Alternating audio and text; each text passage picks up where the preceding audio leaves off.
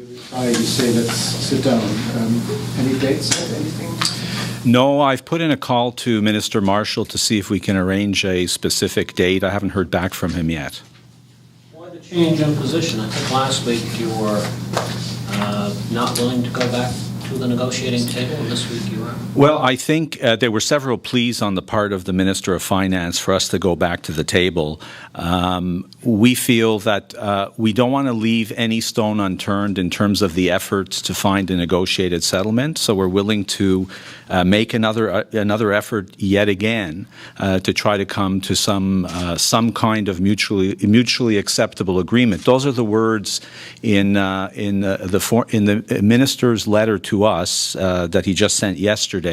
In his final sentence, he refers to the need to come up with a mutually acceptable agreement, and that to us is a powerful message. The idea that it has to be mutually acceptable resonates well for us, so we're willing to give it another try. What do you read in that phrase, mutually acceptable? Well, because that's what negotiations is all about anyway, isn't it? Yeah, except that I think up until this point, the messages we've been getting, and again, I think the messages aren't entirely consistent. They seem to be different messages from different people. But this idea about, the $80 million being the fixed amount, that seemed to have been the fixed number.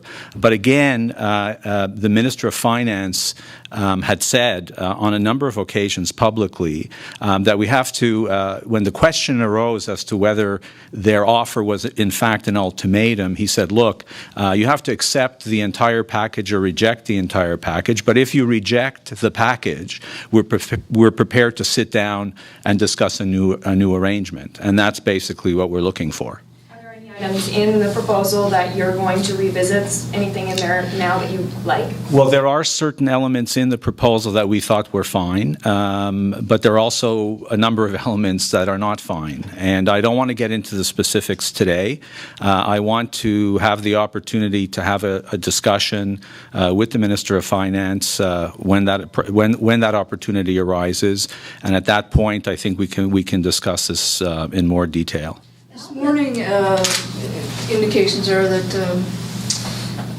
Minister Kennedy suggested you were in the way of negotiations. I wasn't there, so I don't know the exact phrasing. Is that an accurate message? I wasn't there, so I don't know. But that you have an inability to reach a deal and you want to show the Premier who's boss. Well, to me, that's a hallucination on his part. Frankly, I think he's crediting me with a lot more power than I have. I wish I was as powerful as he's describing me. But the fact of the matter is, I am an employee of the Newfoundland and Labrador Medical Association. Clearly, I have a leadership role, and I'm happy that I do.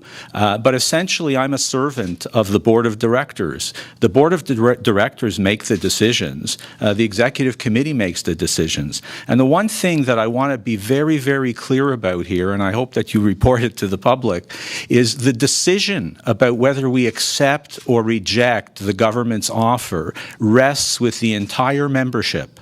It rests with the entire membership. I have very little to say about it.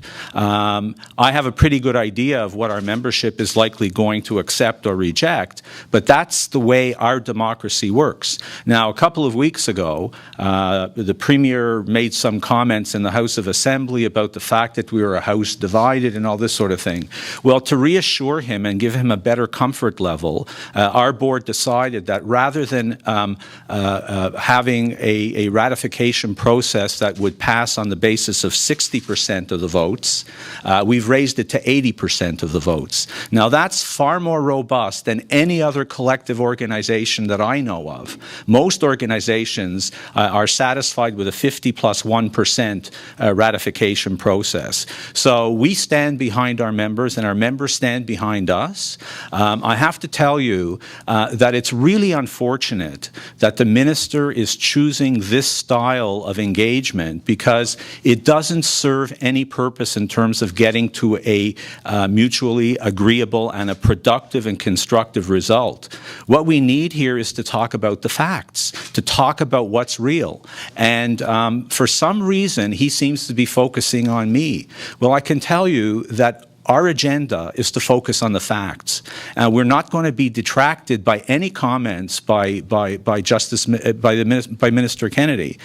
We have a commitment to tell the public what they need to know so that they are aware of how the decisions of government are likely going to affect them in the future.